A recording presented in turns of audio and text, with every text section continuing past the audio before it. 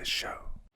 Everyone, welcome back to an episode of the Caleb Davis Show, featuring myself, Caleb Davis, and myself, Justin Moorhead. Justin Moorhead. That's right. And don't you forget that either.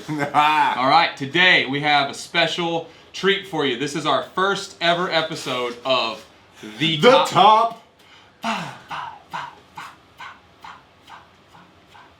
top 5. That's right. What is our top 5?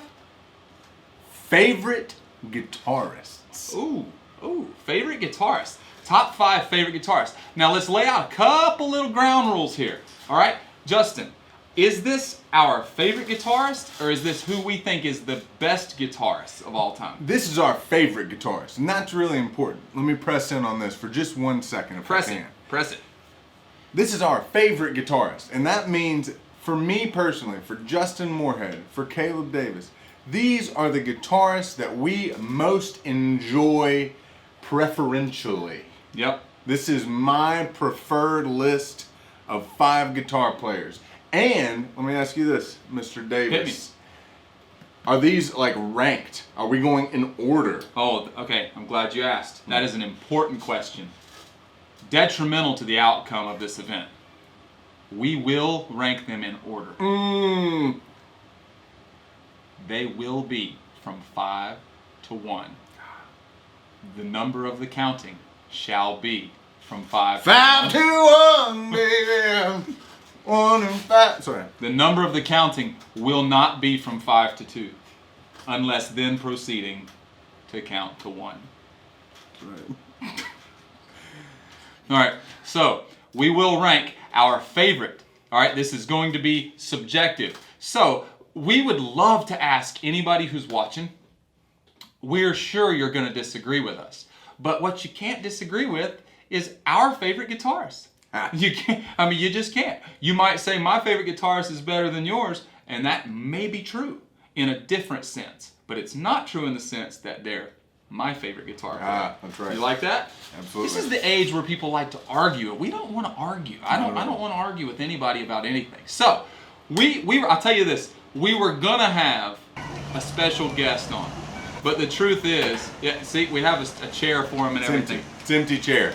But the truth is, I think that the intimidating nature of Justin Moorhead and myself maybe scared him away. I'm not so sure. I just don't think he had what it took to go head to head with us in the top 5. Well, he ain't here. That's all I can say. What's that? What? What's that? You gotta be kidding me! No. This is unbelievable! No. Somebody's gonna get hurt! Ladies and gentlemen, Great Otis Baker! Uncle Jonathan Corncob, right? It's Davey Road! Davey Road! Hey, put your hands together, ladies and gentlemen. Davey Road. All right. Right here. Have a seat, sir. Right. We've got our boy Davey Road up in the house, ladies and gentlemen. He goes by Dave Buchanan. His stage name is Davey Road. And here's the reason we've brought this fine-looking gentleman in to this discussion. All right, if you remember back in S1E1. Legit. S1E1. Hashtag legit. Wow. We referred to a group text that we may have stretched the truth about to some extent, about how long it's been going on. But there is a real group text that's been going on for a long time. And it consists of Justin, myself, and this fine-looking gentleman here. It's 2 fine-looking gentlemen. And it's a fact. It's just a fact. We're not going into it. But the reality is, there's no one more suited for this conversation than Davey Road. And with that said, let's get started. Dave, do you know the rules? We are going from bottom to top. Bottom to top. And these are your favorites. Okay. All right? And if you want to say a word or two about them, you feel free to elaborate. What we're going to do is we're going to go 5, 5, and then 5. So we'll go right around the horn here. 5, 5, and 5. That's right. All right, and then 4, 4, and 4. Right. All right? Yeah. Fire away, Davey Road. All right. Your number 5. My number 5. You might be acquainted with this gentleman, but I'm going across the pond with a man named David Gilmour. And the reason, so, we had to lay down some ground rules, and I wanted to make sure, okay, is this like the most influential for all guitar players? Are we going to try to guess there? Is it the most technically proficient? Or is it just kind of our favorites? And I think we decided that our favorites. Yeah. Of course, influential is part of that. So I went with David Gilmour because he's David Gilmour. Let's just face it. But Gilmour seems that, he always has the right notes in the right place. He's not flashy. I think he's one of the first guys to really use effects and create space. And he never overplays.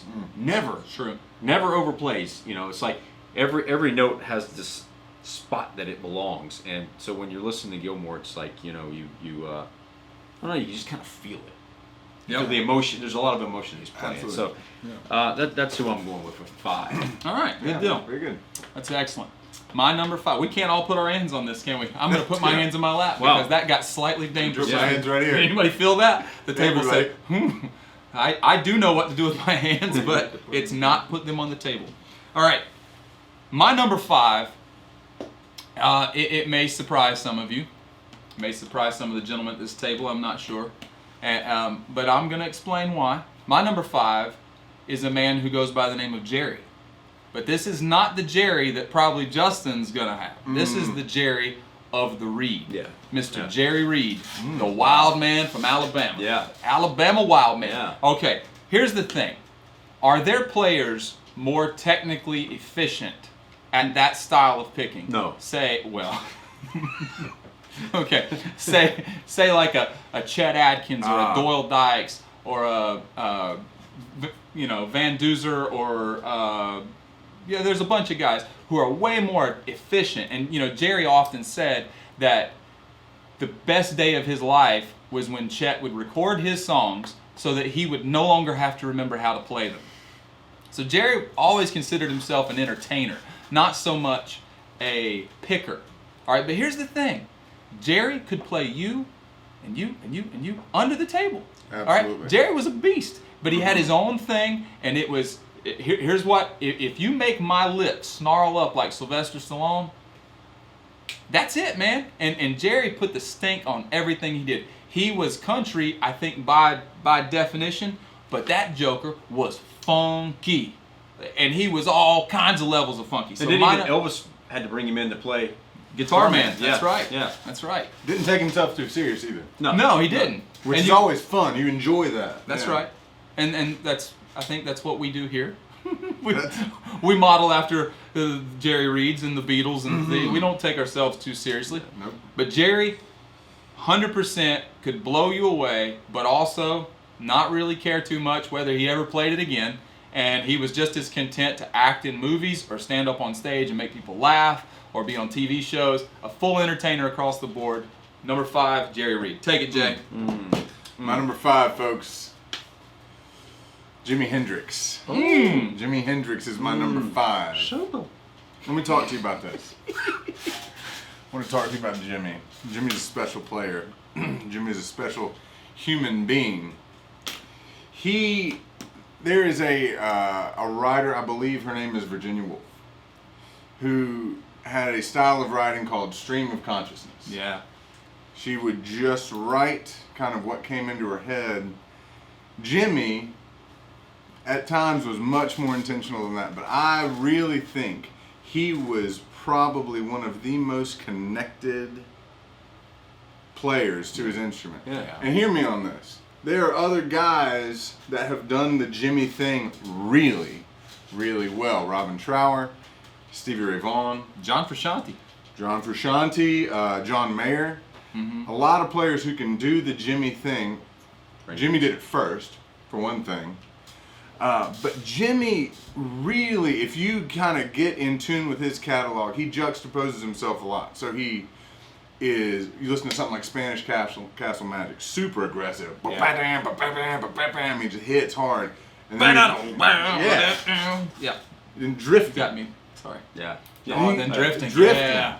I mean, so he is absolutely got the spectrum covered, and he is absolutely one with his guitar. He's expressive, explosive, creative, stream of consciousness player that will inspire you. So that's my number 5, Jimi Hendrix. If you aren't familiar, make yourself familiar. Absolutely. If you're not familiar, it's a crying shame. Oh. Daggum right. We enter into round 4.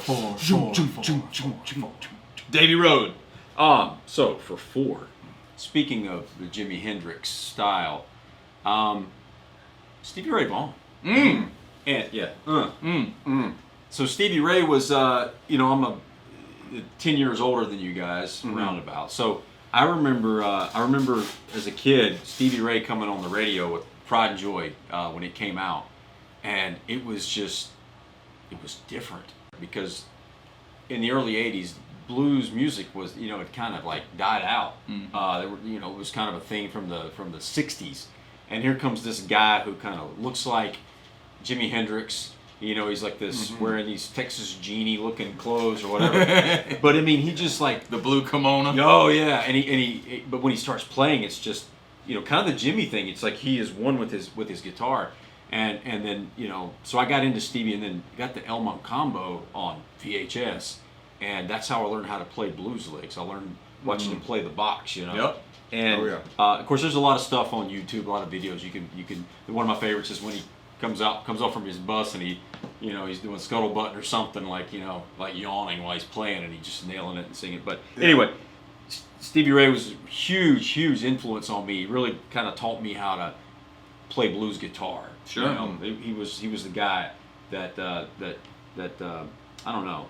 I think he taught all of us how to play. I think he taught all of us how to play. VHS of what was yours? Mine was a VHS of Austin City Limits. Wow. Yeah. Austin City Limits was mine too.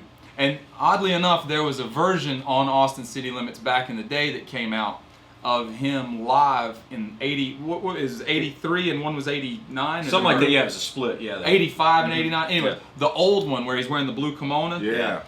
There's a version on the old stuff I used to watch of him playing Texas Flood that's not on the actual official release now. Really? And his Texas Flood on that one was, it was ridiculous. Yeah, and I mean the tone that he got. Everybody's tried to duplicate that. It's just that big Fender, thick, rich. It's practical stuff. I mean, I at that point in my guitar playing, bending strings was kind of new, and I only bent up. And I remember watching him. If it wasn't the high E, high B string, he was bending down. Right. I remember like watching his hand, how he would kind of bend down and stuff, and being like, I need my hand to do that. Yeah. I picked I picked up from. And him. how many guys in the '90s up the gauge, their string gauge because of Stevie Ray Vaughan? Everybody's like, well, I want that tone. Everybody got 10 to 9. Yeah, he's using 13s. It's like, oh, okay, well, I'm going to do that. Yeah. I learned how to snarl because of it. Yeah. All right. Good stuff. All right. Number 4 for me, Mr. Django Reinhardt. Ooh, Django. All right, so here's the deal. Django, there are people in his style now. There's Takello Rosenbergs, there's Borelli Legrands, there's John Jorgensen's. There's amazing gypsy guitarists out there. A piece of fuzz walking right in my face. Who are possibly more, you see it? Yeah. More technically efficient, again, than him. They have way more speed or more, but here's the thing. We go back to it puts a snarl on my face. When Django plays, he moves me in a way that, and listen, I love Stakello and I love Borelli, but Django moves me in a way that they don't. Because Django, he kind of like what Dave was saying about Gilmour, is that he leaves space when there needs to be space. He quotes melody when there needs to be melody. Django doesn't just rip your face off all the time, although he could. And for those of you who know Django, then this is no news. But let's also point out that he had 2 fingers on his left hand. This part right here was kind of melted in a fire accident. Melted is probably the wrong word, but it looks melted. It certainly looks melted right on the way. He could pick with 2 fingers, and I'll tell you, he could do stuff in 1938 that could make guitarists today, with all of our modifications to technology and learning, could make us really just scratch our heads. Absolutely. And so, for me, number 4, Django Reinhardt. Absolutely. Bam. Great pick. Great pick. Oh, and let's just point out that Django Reinhardt is probably the major influencer of every other guitarist we're naming tonight. That's worth pointing out. The band of Gypsies was named after Django Reinhardt. Yeah. All right, go ahead. Yeah. So thinking about guitarists that move us, that we feel connected with, my number 4 is, and I'll give a commercial about my list. This is just a brief commercial about Justin's list. Take it. And Dave kind of hit on this at the beginning. Is this a favorite list? Is this the best list? Is this subjective? Is this objective? What is it going to be? My list, when I was thinking through it, because my goodness, and I think we may do some honorable mentions at the end. There are so many awesome guitar players. Yes. So I really thought about who have I given a lot of time to. Mm-hmm. Really, who have I heard the most? Who have I tried to mimic the most? That kind of thing. So anyway, all of that being said, that's kind of, not 100%, it's kind of how my list came up. My number 4, I believe, has the ability to evoke something out of a listener that a lot of people don't. My number 4 is Derek Trucks. Ooh. Wow. So my Good number one. 4 Yeah. is... We don't know this, by the way.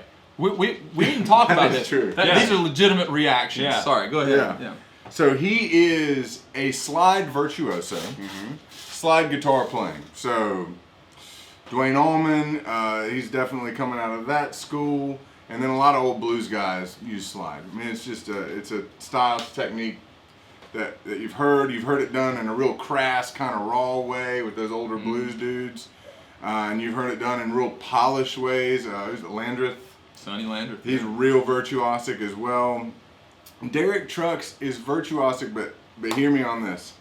The nature of his virtuosity is not in his speed or his notes. It's in the accuracy of his pitch and how he controls his phrases with bending notes. Yeah. So Absolutely. he is, a virtuoso, top of his game at being able to phrase something, bend into something, squeeze emotion out of something, and never be sharp or flat. A lot of slide players will go crazy with vibrato to stay in tune. Wow, wow, wow, wow. Yeah. Derek can nail That it. drives He me nails crazy. it. Yeah. He nails he's it. on it. A really, really good player. And the other aspect of his playing that is so winsome to me is his ability to build a solo. And I want to point you to a specific one. Live at Georgia Theater, yes. which is, I think, an example, the best example of his playing. There was an era of Derek Trucks playing that was better than others. They were at their peak. And this is really where Derek, I think, was on fire. Feel So Bad is a track on there. And if you listen, this solo, when it cracks, that whole band drops out. And he's at a whisper, singing with the slide. And by the end of it, it really is, and he talks about gospel singing influences if you ever listened to an interview with him, but it's like Mahalia Jackson screaming at the end of that solo. It really is compelling how good he does building. The whole band really does a good job building, but Derek really can craft a solo. So Derek Trucks, my number 4. And the most amazing thing is he does it expressionless. Oh yeah. So he's got a ton of expression right here. Yeah. But right here, it's Yeah. dead. Yeah, man. It's dead. Quick Derek Trucks story, and then we'll get to number 3. Yeah.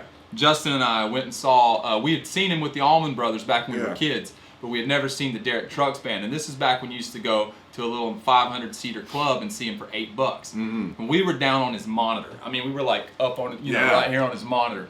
And Derek would play, and let's see, I'm going to pick this camera right here. Yeah. All right, so this is Derek. I'm Derek now, okay? Oh, you the viewer, are me. And he would go like this.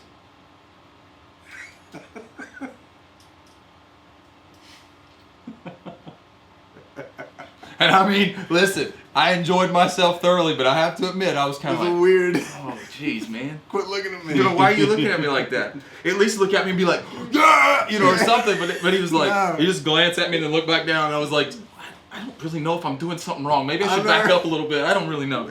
All right, number 3. Number three. I'm going with the aforementioned Jimi Hendrix. Oh, hey. So I know he's Justin. Was it Justin? Yep. Yes. You mentioned Jimmy. Jimmy to me is one of those guys. Like I'm like one of these guys. It's like John Cruz. Here's a guy. Hey, he's a real gym rat. I tell you what, man, I'll have Jimi Hendrix in my band any day. So Jimmy,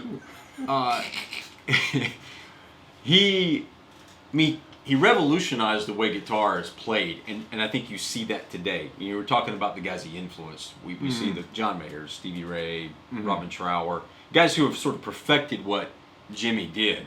But I love the guys who were these innovators, people who just step out and they have their own style.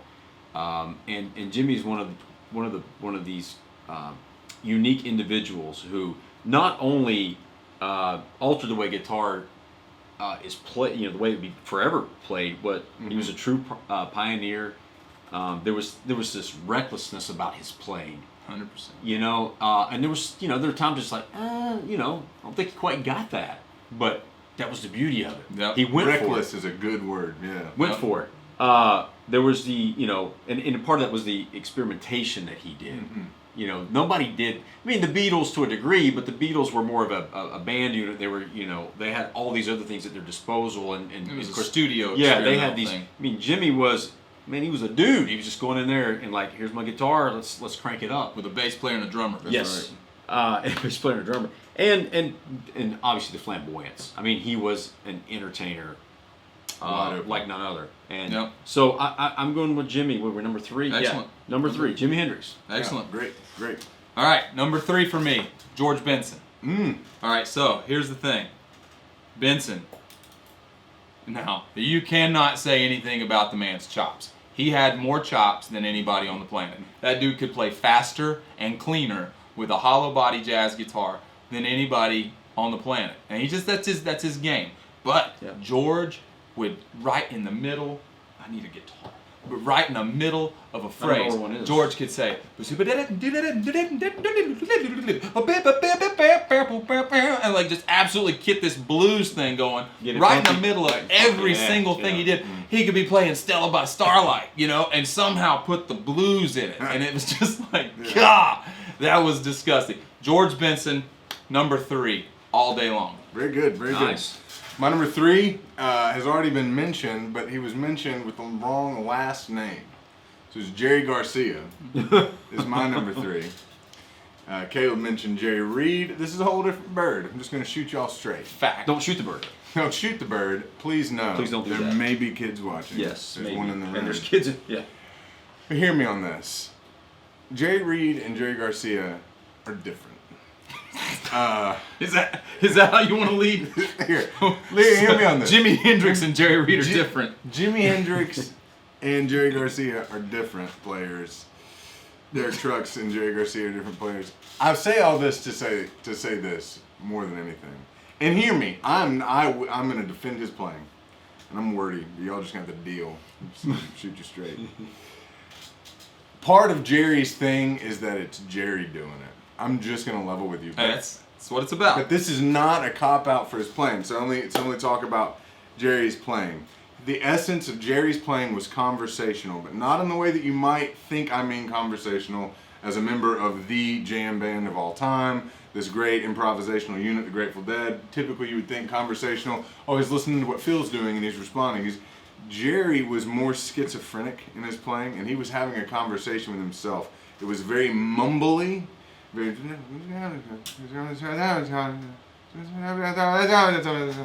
That's what Jerry's playing sounded like, and he carried it the whole time. He gets to the high part of his solo and he'll quote the melody. So he values melody like a lot of older roots tradition players would, bluegrass players, people like Django in jazz. That's a thing where you play the head or you quote the melody. So this is something that Jerry brought into his improvisational style. He had blemishes in his playing, that's for sure. It was a part of it. It was a whole thing. But when Jerry plays, sometimes I just want to be able to sound that way. And some things you can mimic a little more easily. I'm going to tip my hat to John Mayer right now. John Mayer with Dead & Company mimics Jerry Garcia better than anybody. So, and Jerry's not easy to mimic because his playing is so weird, kind of, in how it's kind of schizophrenic like that. But yeah, Jerry's playing is definitely unique. I love it. Excellent. Hey y'all, hope you've been enjoying this top 5 countdown. We're going to pause right here for the sake of time, but make sure you tune in next week as we finish our countdown to number 1 of our favorite guitarist. We'll see you then.